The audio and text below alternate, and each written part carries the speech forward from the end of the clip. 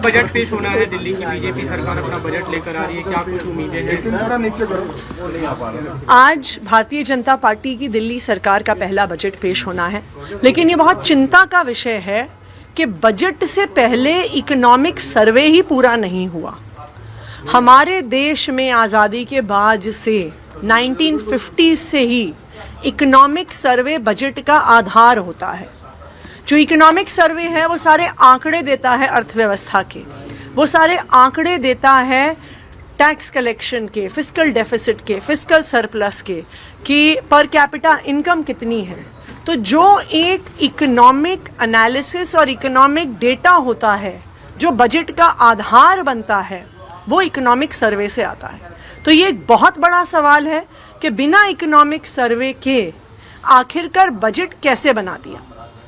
ऐसा सुनने में आ रहा है कि इकोनॉमिक सर्वे इसलिए नहीं पेश किया गया क्योंकि दिल्ली की इकोनॉमी की शानदार तस्वीर उस इकोनॉमिक सर्वे में आ रही थी कि देश में सबसे ज़्यादा पर कैपिटा इनकम दिल्ली में है।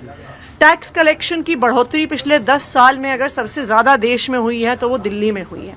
अगर देश की इकलौती फिस्कल सरप्लस में चलने वाली सरकार है वो दिल्ली की सरकार है, क्योंकि आम आदमी पार्टी की अरविंद केजरीवाल जी की 10 साल की सरकार से दिल्ली की अर्थव्यवस्था में बहुत शानदार ग्रोथ हुआ है, बहुत शानदार विकास हुआ है।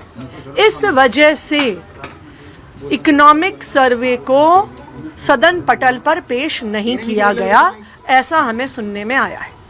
सत्ता पक्ष का कहना है कि 15 साल सीधा गवर्नमेंट थी, 4 साल वहाँ भी इकोनॉमिक सर्वे के बिना ही बजट पेश किया गया था। तो ये क्या अच्छी बात है? क्या ये अच्छी बात है कि वो कह रहे हैं कि हमने बिना पढ़े लिखे सोचे समझे इकोनॉमिक आंकड़ों को देखे, दिल्ली की आर्थिक परिस्थिति को देखे, दिल्ली की अर्थव्यवस्था के, जो इंडस्ट्री के, जो व्यापारियों के, जो किसानों के, जो इकोनॉमिक इंडिकेटर्स हैं उनको देखे बिना अगर हम अपना बजट बना रहे हैं तो मुझे ये ऐसा लग रहा है कि ये खुद ही कह रहे हैं कि हमारी कोई पढ़ी लिखी सरकार नहीं है, हम आंकड़े देखने में विश्वास नहीं करते, हम एनालिसिस में विश्वास नहीं करते, हम किस आधार पर बजट बना रहे हैं ये तो बिल्कुल ही साफ नहीं हो रहा अगर आपके पास आंकड़े ही नहीं है। मैम, आप लोग 2500 रुपए और गैस सिलेंडर जैसे स्कीम्स को लेकर सरकार पे प्रेशर बना रहे हैं। दूसरी तरफ से कहा जा रहा है कि चरणबद्ध तरीके से फेज वाइज मैनर में ही वेलफेयर स्कीम्स इम्प्लीमेंट होंगे, अभी एक झटके में इम्प्लीमेंटेशन नहीं होने वाला है।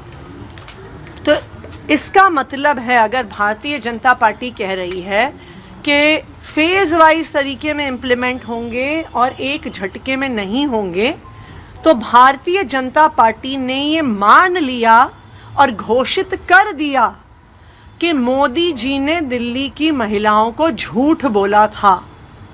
मोदी जी ने बार बार दिल्ली चुनाव से पहले ये कहा कि ये मोदी की गारंटी है कि 8 मार्च तक दिल्ली की महिलाओं के खाते में पैसे आएंगे, लेकिन आज भारतीय जनता पार्टी ने ये आधिकारिक घोषणा कर दी है कि मोदी जी ने झूठ बोला।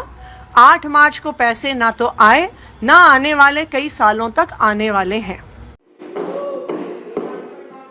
और सुरक्षा आवश्यकताओं को ध्यान में रखते हुए विशेष रूप से महिलाओं के लिए 50,000 अतिरिक्त कमरे लगाने का भी प्रस्ताव किया गया है।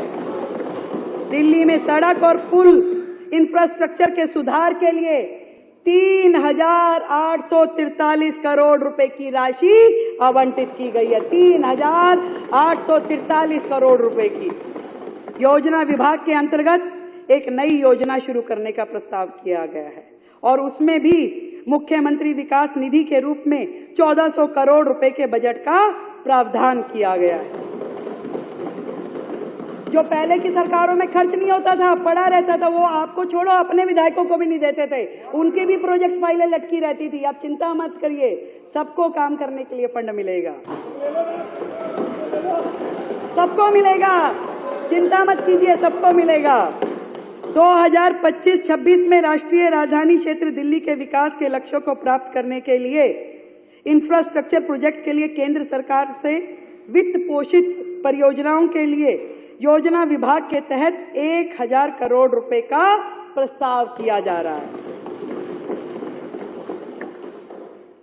आज हम एक बार फिर दिल्ली को नया रूप देने के लिए प्रतिबद्ध है।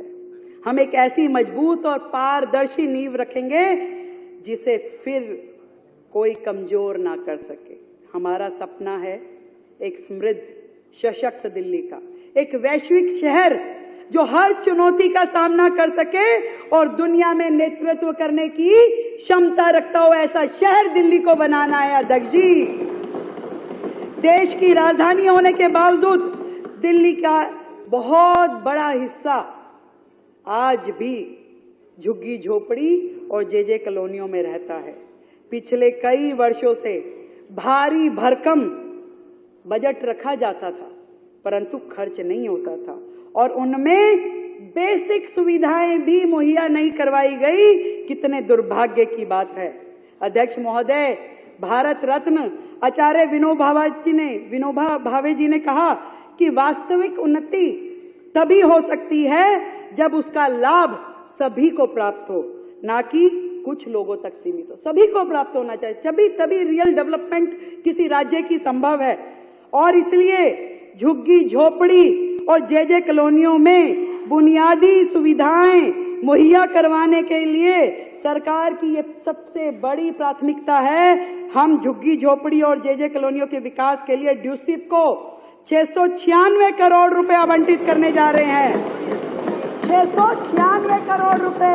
आज भी झुग्गी के लोग गंदे टॉयलेट ब्लॉक इस्तेमाल करने के लिए मजबूर हैं। आज भी वहाँ बहन बेटियों के नहाने के लिए स्नान घर नहीं है। आज भी उनके बच्चों को खेलने के लिए कोई झूले नहीं है।